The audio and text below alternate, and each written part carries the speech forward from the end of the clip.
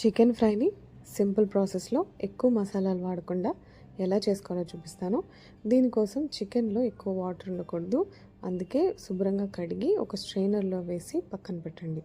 ఇప్పుడు ఒక బౌల్లో చికెన్, ఒక స్పూన్ సాల్ట్, కొంచెం పసుపు, ఒక స్పూన్ కారం, హాఫ్ స్పూన్ ధనియాల పొడి, కొంచెం పెరుగు, ఒక కప్పు ఉల్లిపాయ ముక్కలు, 2 పచ్చిమిర్చి చీలికలు, కరివేపాకు, ఒక స్పూన్ అల్లం వెల్లుల్లి పేస్ట్ కూడా వేసి అంతా బాగా కలిసేలాగా మ్యారినేట్ చేసి maximum half an hour, time లేదు అనుకుంటే ఒక 10 నిమిషాలు పక్కన పెట్టండి.